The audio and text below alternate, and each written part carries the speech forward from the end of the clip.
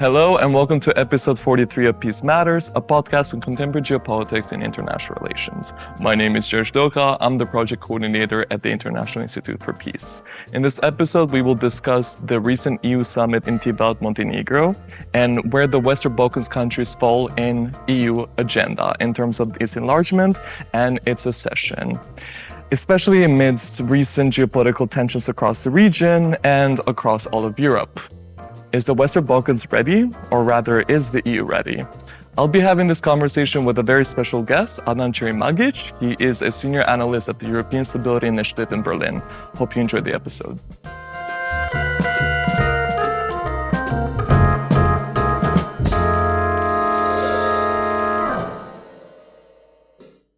Adi, thank you so much for coming to the IIP. It's a pleasure to have you. I want to time travel in the very beginning of the episode to go back to June of 2003, so 2003, when the Thessaloniki Promise was declared. The countries that are in the Western Balkans were promised initially by the European Union that they would be integrated, that their future would be in the European Union. And now it's been, 23 years? And we recently held the EU summit in Tivat, Montenegro, where the future of EU enlargement was discussed thoroughly. What was exactly said is my first question to you. Well, let me start then from the Tivat Summit. From the background conversations that I had with those who were present there and taking part in the summit, I was told that, in fact, looking back at the last several years, it was the most successful and the most optimistic summit that they've attended. Successful is very difficult to assess because, in fact, these are informal summits where leaders of the EU on the one side and the leaders of the Western Balkans meet, and they take stock of what has happened in the past year and what should or could happen in the year that follows. There was no adopted declaration or a document, and in that sense, talking about a success as such is extremely difficult. As I said, no consequential decisions were taken.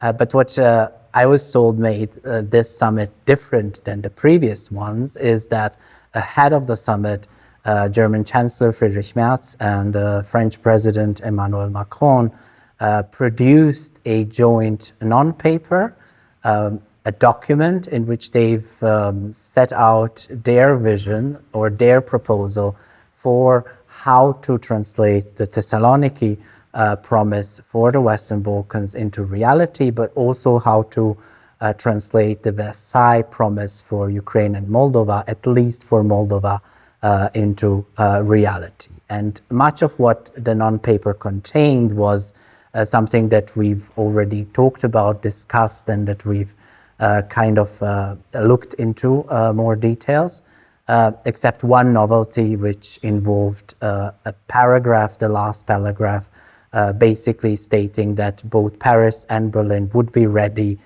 once countries reform themselves to offer them a full integration into single market and its four freedoms even before formally joining as full members of the EU. And it seems that not just this paragraph, but also the mood in which President Macron and Chancellor Merz came to the summit, in fact, changed the agenda of the summit, which had different sessions on different topics, and it all then somehow became combined in discussions on exactly non-paper and what can be done out of it. And it seems that except one exemption around the table, everyone else was optimistic and very positive about it.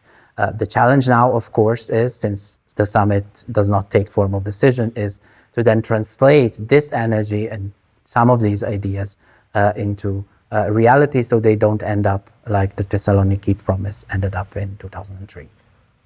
From what you know, why is France and Germany at the forefront of this non-paper or of this suggestion? Why these two countries specifically have been very much so involved in the region?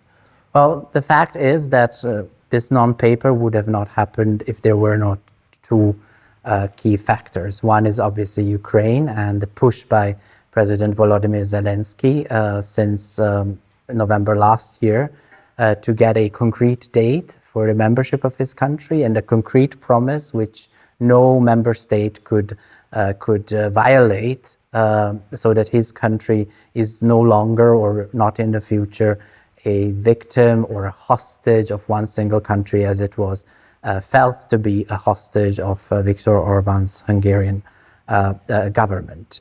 That prompted Germany, but also other EU member states at the highest political level, to discuss under which conditions they would actually be ready to move forward with the EU integration process of Ukraine.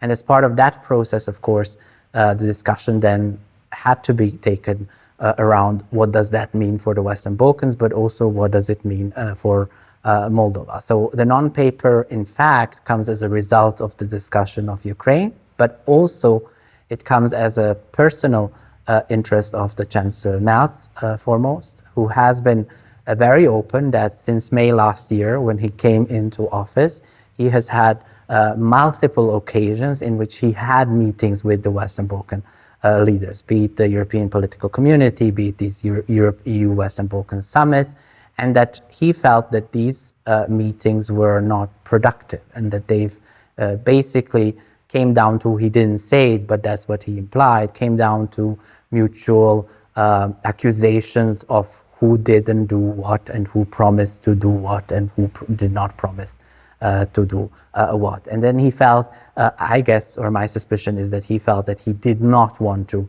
go to yet another summit with empty hands, to go through another round of complaints. His cooperation with the French president is extremely interesting, because when it comes to Ukraine, for example, the two could have not merged their ideas on the future of Ukraine's EU integration process. But for Moldova and the Western Balkans, they were able, and I think it shows that, in fact, compared to Ukraine, despite its importance, despite it being on the agenda of the EU constantly since 2022, it seems that the two key countries, Paris and Berlin, simply have much more closer opinion on the Western Balkans and Moldova than on the Ukraine. The question I had for my interlocutors was, why not other European countries? Why not, for example, Rome, Warsaw, or why not Vienna, Austria, and other friends of the Western Balkans,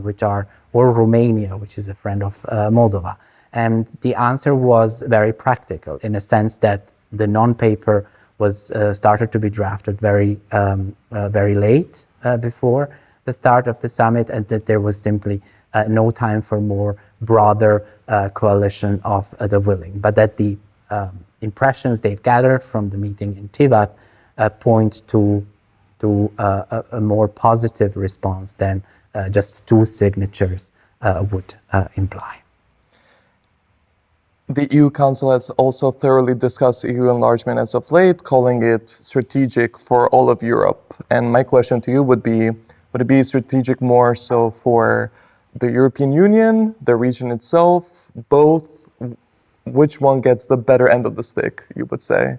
Well, the EU is made out of the processes, and they love processes which are ongoing for months, if not longer. And it seems now that following the Tivat Summit and the EU Summit with Moldova, that in fact European Council in October, so heads of governments and states of the European Union will have a special session on the enlargement, where they will discuss not just Macron-Merz non-paper, but also there is a non-paper which was drafted by Austria together with Italy, Slovenia, Slovak Republic, and the Czech Republic. There's also a non-paper by the Netherlands, supported by some other countries on some aspects of Montenegro's accession process.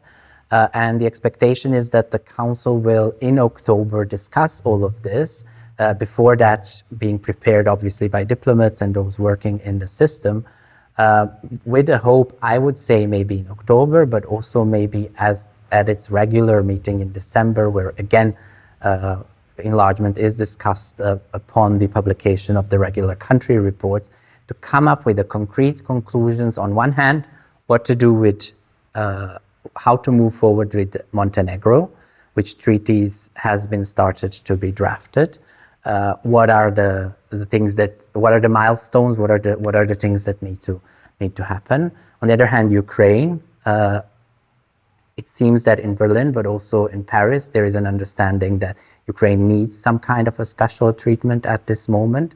The question is, what kind of special treatment compared to other candidates could Ukraine get? And the third, this aspect on Western Balkans and Moldova, whether it's this single market integration prior to full membership, or is it something else? And that kind of should then set the path, not just for the member states, not just for the candidates, but also for the European Commission to move forward. And then it would be up to the candidates, I guess, to either take whatever the outcome is serious and say, okay, now it's different, EU has changed, EU is thinking differently, EU is offering us more concrete things that we can actually achieve, and therefore we need to pay closer attention to what the EU is telling us, or their reading of the results, which we cannot foresee at the moment, will be, in fact, a lot has been said, a lot has been tried, but nothing much has changed,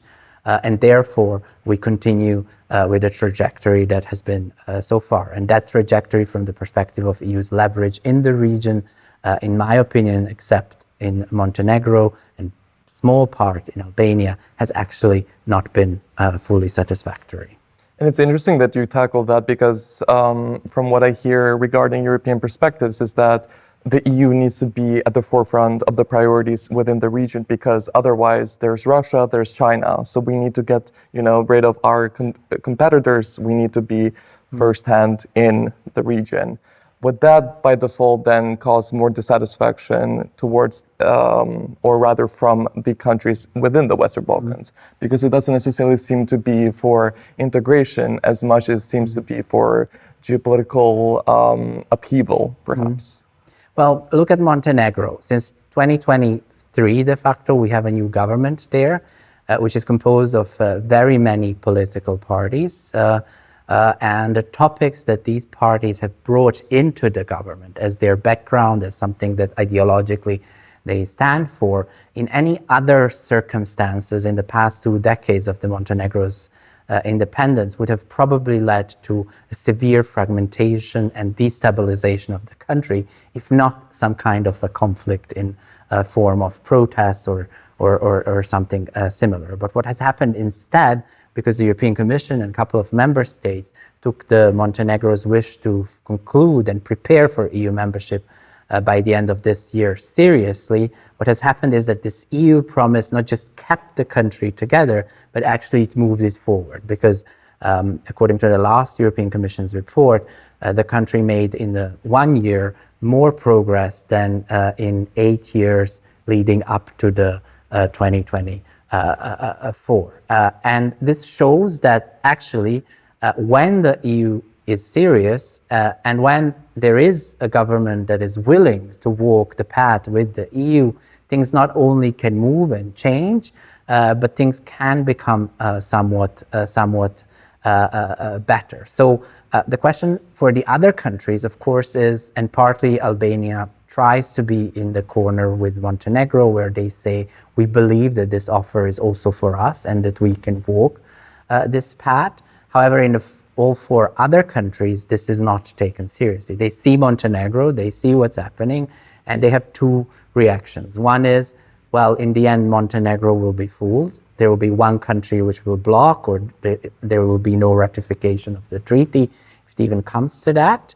And it will prove that doing the reforms, doing the hard work actually doesn't pay off, as it did for North Macedonia many times before. And there is the other small minority which knows a bit more about the developments in the EU, who thinks, well, maybe because of the Iceland, which we have not mentioned, or because of some other reasons, Montenegro actually might get into the EU. But that means nothing for the other countries, because the message to the other countries is, this is now, they can get in, the 2 or 3, and everyone else that needs to wait for the years. So the reaction in the countries is I would say, very maybe egoistic from the point of view of you and me, who are very pro-European and believe in liberal democracy, stand for social market economy, etc., we believe in the parliamentary democracies, etc. But from a point of view of a typical politician these days, not just in the Balkans, but in many countries across the world, the question is then, what keeps me in power? What gets me elected? Is it making business deals with US administration and Trump family, those linked to Trump family? And if the answer is yes for the EU and even for us sitting here, it's hard to argue the opposite, because is the EU really the alternative to that? Is EU actually asking these countries not to go into such business deals if we see across the continent as well attempts to be in good terms with Trump administration? This is US, the ally, transatlantic ally. Don't get me even started with China or with some other countries that are considered problematic from the Gulf states. Problematic not in the sense that they bring investments and that they contribute in the GDP and economy, but from the point of view of how some leaders in the region react to those kind of investments, making them space for them, violating the rules, violating obligations that they have already towards the EU, violating the idea of what the country and the rule of law should be if the country wants to join the EU. In that sense, a problematic investors. Montenegro, as you mentioned, is being sort of perceived as a success story in the region. However, I've heard this argument a couple of times. I'm interested to hear what you think about it.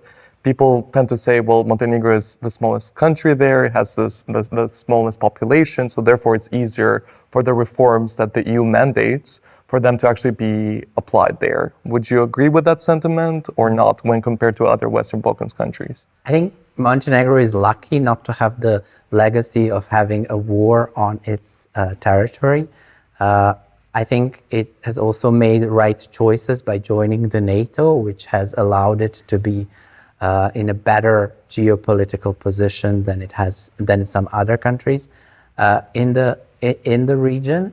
But I think that that building necessary majorities in the parliament for the reforms that are needed for the EU are not more easier in Montenegro. We have, a very diverse ruling coalition. We have now a big test of reforms that require constitutional reforms, that would require different kind of majorities and engagement of the opposition. And this will also be a big test for Montenegro. So while from the EU's perspective, it is a small country, it is a NATO member, it has been aligned on the foreign and security policy when it comes to Ukraine, when it comes to Russia. It does not have huge bilateral issues with its EU neighbors. It's not being blocked in that way. And in that sense, for the EU, it is more digestible. But for Montenegro, from the amount of the work that is needed to reform, it's not easier. And I think there as well, debate has a bit of it's not black and white in a sense.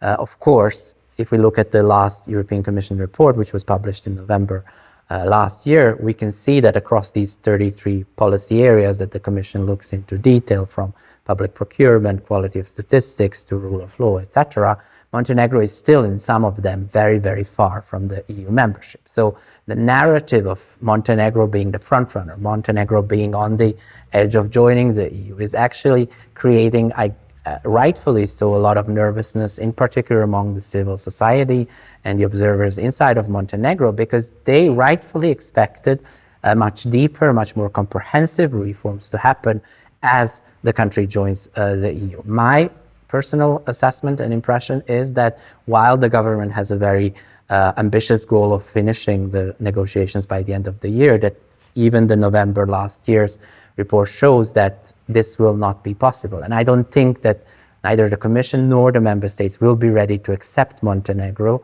and greenlight the Montenegro without it really being prepared. So in that sense, I think that much more work still needs to be done in Montenegro, and in that sense, civil society has a point saying that the situation inside the country is not as it should be for the narrative that we have in the European circles. Is the 2027 then like end of finishing the clusters and therefore the proper accession? Is that still realistic, would you say, given Montenegro's progress so far? I think it would be realistic if they would continue and speed up the work. But I also have to warn that these last steps are always very difficult because they require quite a lot of compromise. As I said, it will be needed for the opposition also to come on board on some of the reforms, and the signals we get from the outside or from the EU will also have impact on that. Chancellor Merz, we mentioned him after the last European Council in June, has actually said that, has reflected some of the discussions among the member states, which said, do we really want to accept one country and leave 5 outside, or should we wait for all 6 to join together? While I don't think that's the German position or the position of Chancellor Merz, I think that some member states are asking that question. And those kind of signals then do not help big reforms and important steps to be made more quickly or more easily. So I think all of these elements, this discussion that we discussed at the beginning of our conversation leading up to December this year, will also have influence on Montenegro. If the treaty was supposed to be drafted last December, if it started when it started, and if it's still not really in a full swing of being drafted, that sends a message to politicians and policymakers in Montenegro that it's going to take, on the EU side, it's going to take longer. So the pressure is also less of a strong. I appreciate that you mentioned the civil society in Montenegro. However, I want to bring the attention to both Serbia and Albania. When it comes to civil society, considering what's happening there domestically, that's been a very major issue. I don't want to get into the details of that necessarily, but what I do want to discuss is there seems to be a dissonance between how Brussels perceives the progress in both of these countries versus what's actually happening on the ground. Could you please, how do you interpret that from your expertise? Well, let me focus maybe on Albania a little bit. I think, first of all, what's happening in Albania, not in regards to the protest, but in regards on what is it being protested about, is not typical, is not only, does not apply only for Albania. I see it in Bosnia and Herzegovina as well. We've seen it in Serbia as well. These countries, by not being part of the EU, are simply, and not having strong rule of law, not having environmental standards as they should be, or not being applied as they should be, not having institutions being able to enforce them, brings them in a vulnerable situation for the outside investors who want to make quick or bigger gains than they would have ever in the countries inside the EU if they would want to do the same or similar projects. At the same time, I think that 2003 Thessaloniki and everything that happened since then, from stabilization and association agreement to negotiations in case of Albania, a lot of reforms of SPAC, judiciary reforms, etc., have actually created an environment for these voices to know exactly what the problem is. I mean, it's obvious what the problem is, but it's also, the problem is also that some of the rules are not being applied, or that there are exemptions to some of the rules. So I wouldn't paint black and white picture. While I understand your point, the narrative coming from the Commission and the narrative coming from the government, from the opposition and from protesters, seems like everyone's in different reality. But for me, as let's say an outsider who's neither from Albania nor, but has an interest in these countries, in the country, to reform itself and to become a better place, I see this kind of a mix, not necessarily mutually exclusive, but actually allowing for protests like this to happen, for debates to take place, and for no one at this point knowing what the outcome will be.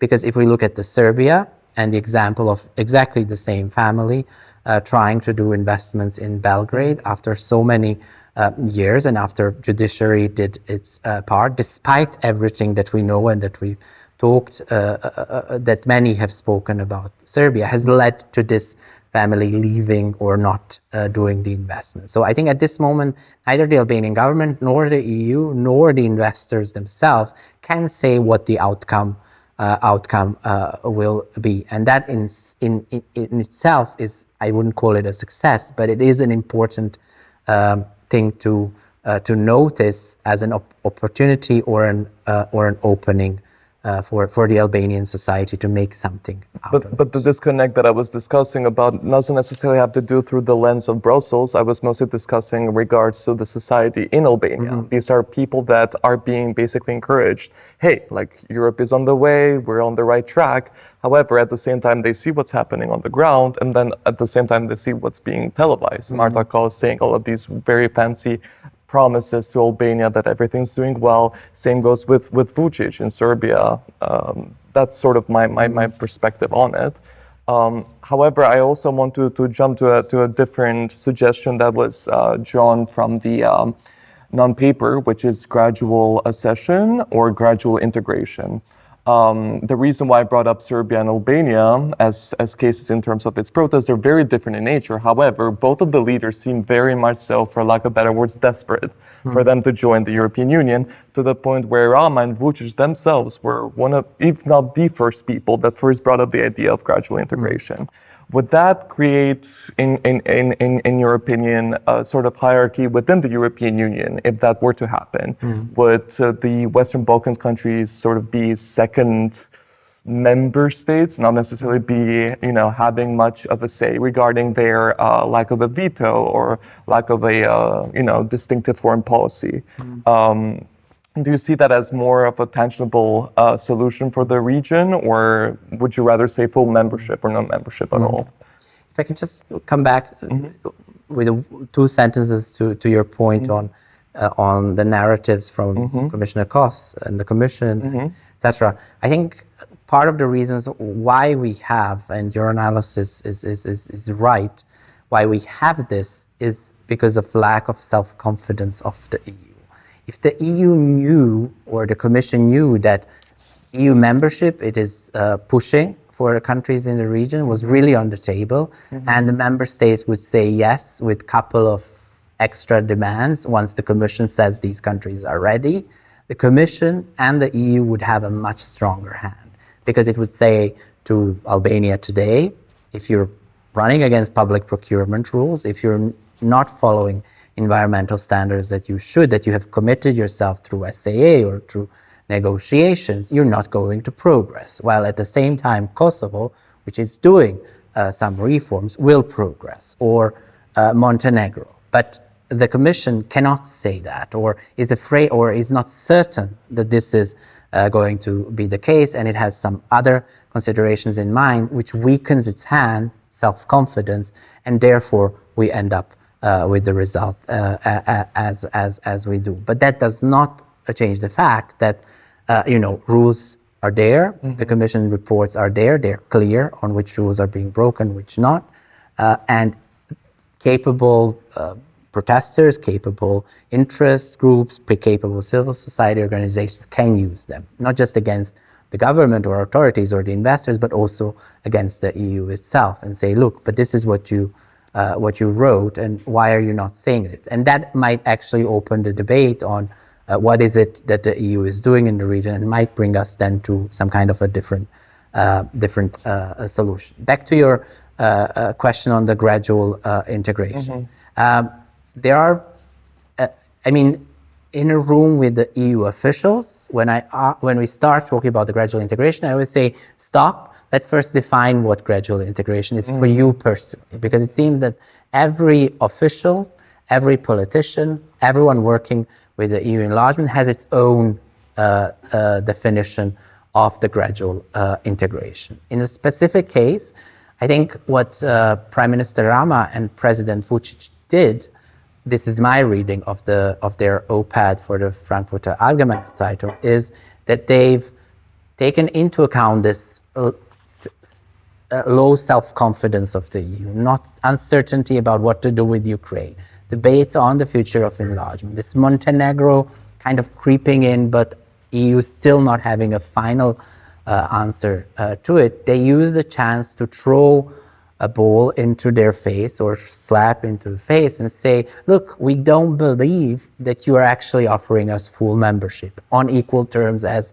Croatia did in 2013. So since that is the case, give us at least single market membership and Schengen membership. I don't know what they've expected as a result of that. I know that that a lot of people were annoyed by it. I think for a couple of reasons.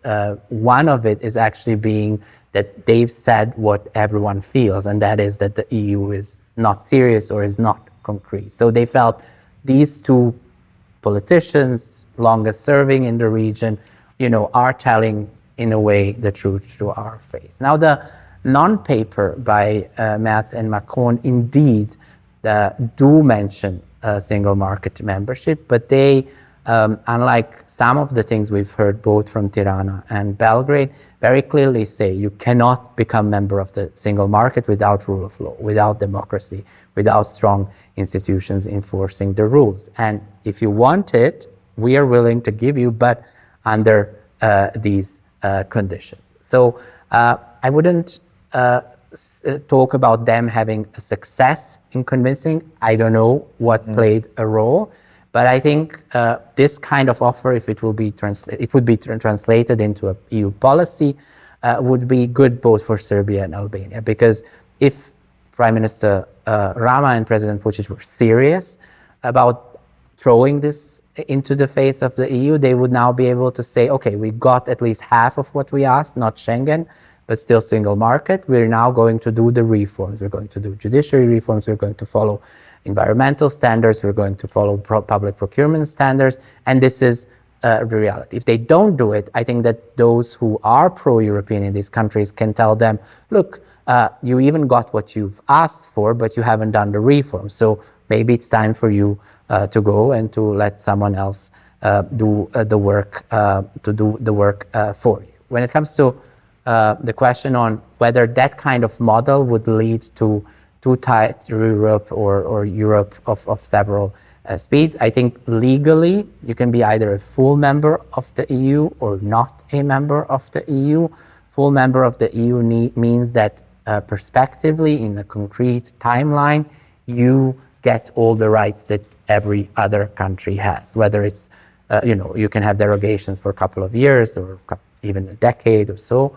But at some point, your country as a full member needs to be part of the EU. What Merz and Macron suggested was rather before actually becoming an EU member, you could already enjoy these rights. And it seems that that's the direction in which both Paris and Berlin are heading. So it's not the one of the two speeds. It's just those who are out to have, if they reform, to have more benefits out of the EU than at the moment.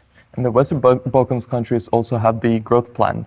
That is basically this 6 billion euros, from my understanding, budget that it will be dispersed into the region. From my understanding, and correct me if I'm wrong, I think about 600 million have already been distributed to the region. So my question would be, I have two questions on this. One of them is, what is happening to the rest of the money? So is it being withheld by Brussels? And if so, why? And the second question has to do with the mechanisms of sort of checking whether or not this money is being distributed fairly. Well, the growth plan came as a result of long discussions that followed after 2018, in fact, when the European Commission first became a bit more ambitious and suggested that it, as a Commission, would be ready to prepare Montenegro and then Serbia for EU membership by 2025.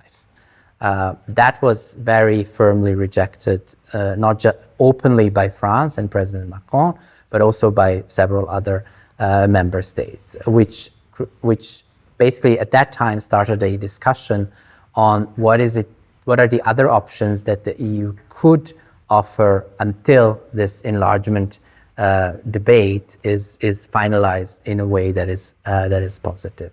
And the idea that led to the growth plan was first that the amount of money that the EU was providing for the Western Balkans was significantly lower than that the full members of the EU get, and that was neither in the interest of the EU nor in the interest of the Western Balkans, because for the EU's interest is to have more investments in the Western Balkans.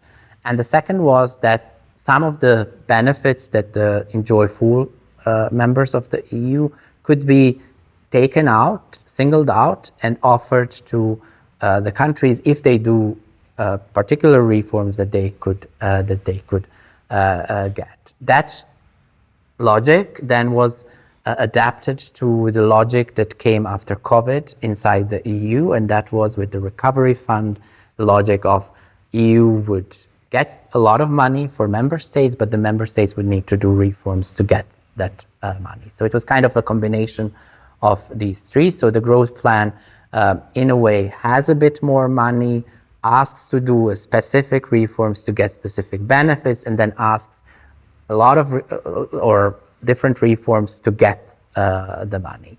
And the reaction to it has been different across the region. In Bosnia and Herzegovina, for example, the reaction has not been positive. It has not been deemed by the politicians, or I would say by the public in the country, as significant enough to create a pressure on the governments to do what is needed to enjoy. Also for the governments, they've understood that compromises that they would need to make in order to use it is not big enough to do that. While in some other countries like Montenegro, but also partly in Albania, there has been a bit more progress. And in my overall assessment, it is also shows where each of the countries are when it comes to the EU membership accession process. I think those countries like Montenegro and partly Albania, where there is a sense that things are moving and that there might be something, I think growth plan has had more success because countries are simply more serious, because they believe that will also help their process. And in the countries where it hasn't been. If the money is not spent, the money will be transferred to something else. This is what the growth plan clearly says to other countries which are doing reforms. And this is the logic of it. I think now there is a start of the reflection of what that means, in particular with the new multi-annual financial framework, if that should then become a standard for all the funds that the EU is dispersing to the candidate countries.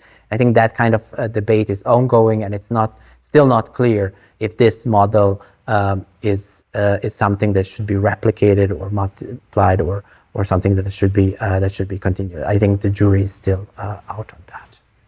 We spoke in detail about the case of Montenegro, of course. Albania, Serbia was also mentioned. I'm curious to hear more about your perspectives in regards to the rest of the Western Balkans region. So at first I would ask you indeed about Kosovo. It's had 5 snap elections in a single year. So that already kind of shows that there's a lot of turmoil there. It's not recognized by 5 member states of the European Union, regardless of its, candidacy aspirations. Where do you see the future of Kosovo within the European Union? Well, I think Kosovo has its own internal dynamic, a political dynamic. You've mentioned the elections. That are results, at least last elections are a result of the internal political struggle, so to say. And it's not unknown for any other parliamentary democracies across Europe or across the world. And they have very little to do with the EU or European Union process. I would say the fact that maybe some of the politicians in the country, unlike in Montenegro, are less ready to make compromises and to build coalitions, even if they disagree quite a lot, in order to then govern and move forward with the things, rather points to the lack of EU's ability to have leverage in Kosovo than it says about Kosovo itself. So I think those elections and those things predominantly have Kosovo's internal dynamic, which is also part of a development of one parliamentary democracy. And I think while it can be very frustrating and depressing for a lot of people in Kosovo, for economy, for reforms, etc., they are not necessarily over a longer periods of time bad if they lead to certain conclusions, such as if you are an independent democracy, then parliaments need majorities that can't make compromise. If that's the outcome, that then all political parties agree on and public accepts, I don't think that's the worst result that could come out of it. When it comes to the EU, sadly, EU had two leverages over Kosovo. One was the fact that it led the dialogue with Serbia, and through that, Kosovo was interested to work with the EU because it hoped that by that it will solidify its international recognition, its international standing, and that with that its statehood will be solidified. So it had interest to work with the EU, of course, also as a result of everything that happened in the past. But when it comes to the actual EU accession process, EU does not have anything for Kosovo. I mean, Kosovo for years has been told you need to wait for this, you need to wait for that. Then we had a very, I would say, brave and right choice by then government in 2022 to, after Ukraine and Moldova and Georgia applied for EU membership and got a candidate status, after Bosnia got a candidate status, to then apply and to say, okay, now ball is in your courtyard. EU, what are you going to do with it? And I would say, since then, very little has been done, or nothing. Since that application is in a drawer. I believe from the research that I've done and that my institute has done that there is a legal way to forward the application of Kosovo to Commission and to start the process at least. But in the Council, there is very little will and interest to do that. And that, of course, then impacts EU's lack of leverage in the country. Could you speak on Bosnia-Herzegovina as well? I mean, what I've noticed recently is that Republika Srpska seems to be kind of managing as a state of its own. I mean, it's doing bilateral meetings with different diplomats across the globe and government officials as holding its own flag and not even having the Bosnian flag be part of it. That kind of already shows that the states have become more fractured than expected, right? We recently had the 30th anniversary of the Dayton Peace Accords, and you would assume by now that there would be sort of a common foreign policy, but that doesn't seem necessarily to be the case. How is the European Union seeing that, or is it at all? So similarly to Kosovo, EU, but not similarly, but with the same consequence, EU's leverage in Bosnia and Herzegovina is very weak for different reasons. I would say that Bosnia and Herzegovina is living through the consequences of Biden administration's policy in Bosnia and Herzegovina from 2021 to 2025, where we really had a very proactive policy of trying to address what the US administration at that time has seen as the biggest source of the problem for the country, and that is 3 political leaders and 3 political parties. They've addressed each of the political leaders, each of the political parties in different ways through the Office of the High Representative and the use of the bond powers, etc. That has led to verdict against Milorad Dodik, that has led to the biggest Bosniak party being left out of the government and certain other results, which now Bosnia and Herzegovina's political life needs to digest, and the Dayton Peace Agreement needs to digest. And sadly, because it was managed as it was, and because we had this transition, very quick transition to the Trump administration, which takes a completely different approach to Bosnia and Herzegovina, this has also partly created a context for Republika Srpska and the leadership there to move the red lines, to test the resolve of what is left of international community, to stand with those in Bosnia and Herzegovina that are interested to protect the Dayton Peace Agreement and the constitutional order of the country. And this is what we are living now, with the EU very confused, with very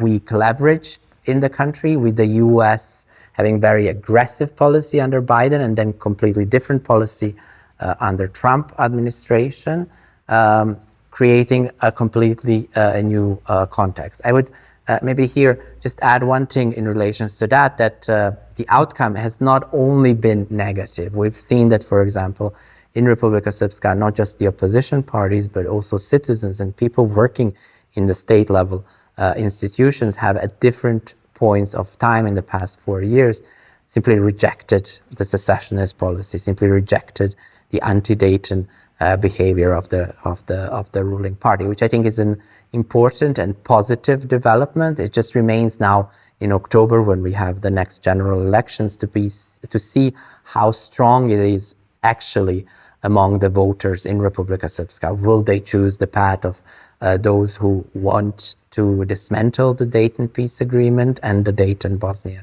and Herzegovina and see what happens then? Or they want to stick to those who say, well, it might not be the perfect, but at least it gives us a lot of opportunity and possibility. And then I ask you about a country which changed its name due to the European Union's demands, or rather a country's demands. That would be North Macedonia. It used to be in a package deal with Albania, and as we've stated several times during this episode, Albania is a front runner alongside Montenegro. So where does that leave North Macedonia in the equation? There seems to be a lot of discussions and think tanks in Brussels, from what I've seen, with basically kind of claiming that what happened to North Macedonia was very unfair. There is no North Macedonian people, there's just Macedonian people, there's no North Macedonia. And this discussion seems to have been amplified a lot now by Bulgaria's stance towards North Macedonia, meaning they want to defend the rights of, as they claim, the Bulgarian minority in North Macedonia, and alongside that, also the language issue as well. Could you discuss how that sort of portrays the EU's role in, or how does it reflect the EU's role in North Macedonia? I think it was very symbolic last February 2025, just after the new commission came into the office at the Munich Security Conference. They had a panel on the Western Balkans, and present was Commissioner Kos for enlargement, and 3 prime ministers, I think. I don't know if maybe it was president of Montenegro, but it was Montenegro, Albania, and North Macedonia. And the message, I guess, both from the Munich Security Conference, but also the context of the time was, listen, these 3 countries are in a similar position. All 3 are NATO members. All 3 are would be able to progress very quickly, taking into account what is happening in Ukraine and with Russia, and we want to support them in doing that. And the Prime Minister of North Macedonia, being pushed in that direction during the panel, had a very, I think, sincere answer, saying to Montenegro, I paraphrase, but good luck, you will be disappointed in the end. If that's what you want to do, if you want to listen to the EU, do the reforms that are necessary, good luck, if that's your choice, but you will be disappointed in the end. And I think it reflects the position of the current government. Simply, they don't, after so many disappointments, they don't want to invest more energy for more disappointments. In principle, I think they're not against doing the next step that are asked to change the constitution to include Bulgarian minority, but they are simply afraid, and I think there is a lot of signals from Bulgaria to be afraid of that will not be the last demand, and that there will be more and more demands until the identity of Macedonians in North Macedonia is not completely changed than it is now, and that it should be, that is the opposite of what the European integration should be. It should be us accepting diversity, us accepting different things. So I think the current government in North Macedonia is very active on the growth plan, for example, because they feel this is where we can work with the EU without having an issue with Bulgaria, and we can also benefit from the reforms, but also from the money. On the accession process, nothing is happening for the reasons I mentioned. But I think EU needs to pay a careful attention, because I was just recently in Washington in April, and my understanding there was that out of all 6 Western Balkan countries, the most active, the biggest partner of the US at the moment in the region is actually North Macedonia. That they have the strategic partnership, that they are pushing for more investments, different agreements, etc. And I think they're not doing just in the US. They're doing everywhere where they can get investments, where they can get some things. And I think not that the EU needs to pay attention because because investments per se are problematic. It needs to pay attention because some of these things could actually lock North Macedonia even further in a situation where EU, even if it solves miraculously Bulgaria issue, will not be able to move forward and will, lose the leverage even that it has now in North Macedonia. We spoke about the dissatisfaction in North Macedonia. We also spoke about perhaps discontent of people in Serbia, Albania, whatnot, the civil society in Montenegro. However, let's flip the switch and let's go to the European people, or rather the European Union citizens. The polls seem to be framed as quite optimistic for EU enlargement. However, I don't know if you agree with my sentiment. I think 50 to 60% is not that high for European citizens to want us, the Western Balkans people, to be integrated into their union. How could you sell the Western Balkans becoming part of the peace project in a way that the European Union citizen would actually buy it, or would rather be convinced? Yeah. This will be my last question, by the way. Yeah. So finish in the sentiment. Yeah. I fully agree with you. I think talking point on approval of the enlargement among the citizens of the European Union is right, but it doesn't say the entire picture. It says majority of EU citizens overall are in favor of the EU enlargement. Some even say 23 EU member states, there's a majority of citizens in favor of the EU. But what I always say is that, while yes, that is the truth, among the 4 countries where there is no majority for the EU enlargement are 2 most important countries, France and Germany, but also big supporter of enlargement, Austria and Czech Republic. And if we talk about the German or the French voters, and if we look at what are they worried about, they're worried about the costs of enlargement. They're worried about enlargement making EU even more dysfunctional in their eyes than it is now. But at the same time, when asked what are the opportunities, they speak about economy and exclusively economy. So I think in order for us to be able to convince European audiences, but also members of the European Parliament who do not deal with the enlargement, because they as well reflect the opinions of the citizens. We need to make them imagine the region different than it is today. At the moment, not just for the Western Balkans, but also for Ukraine and Moldova, the discussion around enlargement is about offering something. It's about charity for these countries. And I think with the inflation, with the sense of everyday life becoming more difficult for everyone, for most of the citizens of the European Union, readiness for a charity for somewhere else is decreasing. So I think we need to turn it around. I think that not just Western Balkans, but also Ukraine and Moldova, in fact, present opportunity not just for the economic growth in the European Union, but also for the reforms that the EU needs to do when it comes to its funding, budgets, when it comes to decision-making, that would make European life a difference. So I think we need to talk about enlargement as part of a much wider project of reforms that the European continent needs to go through in order to remain competitive, in order to keep the jobs in Europe, in order to be able to compete with the other third actors. And I always say, if someone asked you in 98, what do you imagine Estonia to be like? No one would be able to describe it what it is today, the digital front runner and etc. At the same time, whoever I ask, would you be happier if Romania and Bulgaria were not members of the EU today? They would say no, even despite the image that the countries might have among some policymakers, but also citizens. Everyone is happier that they're in than the outside. And on Ukraine, 4 years ago, the entire debate was we need to give weapons to Ukraine, we need to train Ukrainian soldiers. 4 years later, this has dramatically changed. Ukraine is now producing 60% of its weapons.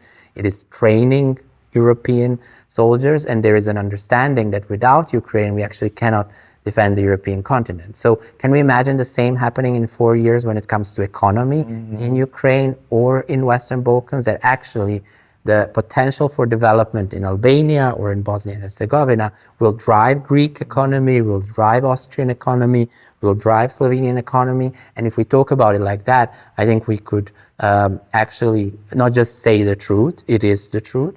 There are empirical evidences for that. It is also something that might then reach the hearts and minds of not just citizens, but also of decision makers in this country. If I can add to that, I think in my opinion, it's also a framing issue, or rather a communication issue. I think by kind of othering the region, even the name Western Balkans, that did not used to be a thing. Even during the Thessaloniki promise, it was not referred to as, from my understanding, Western Balkans. So I think that's also become an issue, because as I kind of corrected myself in the question that I last asked you, there seems to be sort of like this is a European person and this is a person from the Western Balkans. And I think that European Union citizens should see these people as their contemporaries, as their peers, rather than just as the outsiders of Europe, because we are in the heart of Europe. Yes. And on that note, thank you so much, Adi, for joining us. Thank you for the having conversation. me. All the best. Thank you so much for sticking to the very end. It's very much so appreciated. Please support us across all of our social media channels, and until the next one.